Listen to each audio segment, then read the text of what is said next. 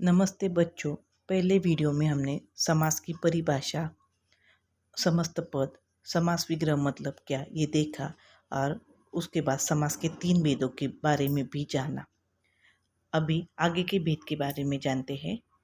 उसके बाद का भेद है द्विगु समास। तो जिस समास में जो पूर्व पद संख्यावाची अगर होता है तो उसे हम द्विगु समास कहते हैं। पहले वीडियो में हमने देखा था कि कौन सा पद प्रधान है उसके ऊपर हम समास का भेद निर्धारित करते हैं। पूर्व पद प्रधान है या उत्तर पद प्रधान है। लेकिन द्विगु समास में जो पूर्व पद होता है तो वो संख्यावाची होता है, तो उसे हम क्या कहते हैं, द्विगु समास कह सकते हैं। जैसे अठन्नी। तो अठन्नी ये समस्त पद का विग्रह अगर हमने किया तो 8 आनों का समाहार। तो इसमें 8 जो है तो ये क्या है, संख्यावाची है, तो इसीलिए ये समास हो गया द्विगु समास। तो द्विगु समास में पहला पद संख्यावाची विशेषण होता है और उसमें समूह, समाहार ऐसे शब्दों का भी इस्तेमाल होता है समास विग्रह करते समय। आगे का भेद है बहुव्रीहि समास। तो हमने देखा था कि तत्पुरुष समास में दूसरा पद प्रधान होता है, अव्ययी भाव समास में पहला पद प्रधान होता है। लेकिन जो बहुव्रीहि समास होता है, बहुव्रीहि समास में पूर्व पद और उत्तर पद दोनों भी प्रधान न होकर वो किसी तीसरे पद के और अगर संकेत करते हैं तो उसे हम बहुव्रीहि समास कहते हैं। जैसे कि मुरलीधर। तो मुरलीधर में मुरली को धारण करने वाला, मुरली को धारण करने वाला, ये दोनों भी पद मतलब प्रधान नहीं है, उससे तीसरा ही अर्थ निकल रहा है श्री कृष्ण। तो इसलिए ये पद, ये जो समास है तो ये हम बहुव्रीहि समास कह सकते हैं। आगे का जो समास है द्वंद्व समास।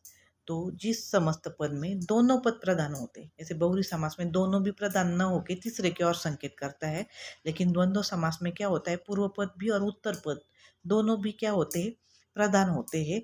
और समस्त पद में जो योजक चिन्ह आता है तो समास विग्रह करते समय वो निकल जाता है। नहीं तो समास विग्रह में जो और, अथवा, तथा, एवं ऐसे जो योजक शब्द आते हैं तो वो समस्त पद बनाते समय क्या हो जाते हैं, निकल जाते हैं। जैसे कि दाल रोटी ये समस्त पद है, तो यहाँ पे क्या आया है, योजक चिन्ह आया हुआ है और उसका समास विग्रह जो है दाल और रोटी, इसमें और ये जो आया है ये योजक आया हुआ है। तो दाल रोटी बनाते समय और ये जो योजक है तो वो क्या होता है, उसका लोप हो जाता है। तो जिस समास में दोनों भी प्रधान होते हैं उसे हम द्वंद्व समास कह सकते हैं। तो बोर्ड के परीक्षा में समास के ऊपर किस प्रकार के प्रश्न पूछे जाते हैं? सबसे पहले सामासिक पद और व्याकरणिक पदों में क्या फर्क है या क्या अंतर है? तो सामासिक पद जो होता है तो उसका एक विशेष अर्थ निकलता है, लेकिन जो व्याकरणिक पद होता है उसका कोई भी विशेष अर्थ निकलता नहीं है। उसके बाद समास का भेद पूछा जाता है। नहीं तो समस्त पद देकर उसका समास विग्रह करके फिर से उसका भेद लिखने के लिए बोला जाता है। नहीं तो समास विग्रह दिया जाता है, उससे समस्त पद बनाने के लिए बोला जाता है और उसका भेद लिखने के लिए बोला जाता है।